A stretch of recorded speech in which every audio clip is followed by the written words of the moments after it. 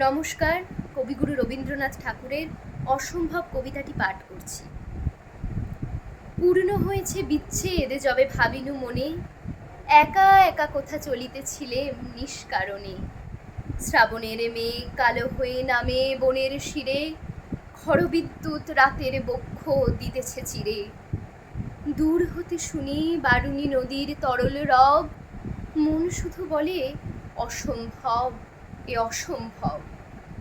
এমনই রাত্রে কতবার মোর বাহুতে মাথা, শুনেছিল সে যে কবির ছন্দে কাজরি গাথা। রিমিঝিমি ঘন বর্ষণে বন রোমাঞ্চিত, দেহে আর মনে এক হয়ে যেত যে বাঞ্ছিত।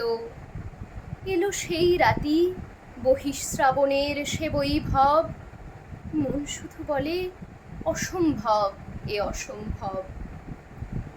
দূরে চলে যাই নিবিড় রাতের অন্ধকারে, আকাশের সুর বাজিছে শিরায় বৃষ্টিধারে। যুথিবন হতে বাতাসেতে আসে সুধার স্বাদ, বেণী বাঁধনের মালায় পেতেম যে সংবাদ। এই তো জেগেছে নবমালতীর সে সৌরভ, মন শুধু বলে অসম্ভব, এ অসম্ভব। ভাবনার ভুলে কোথা চলে যাই অন্য মনে, পথ সংকেত কত জানায়েছে যে বাতায়নে।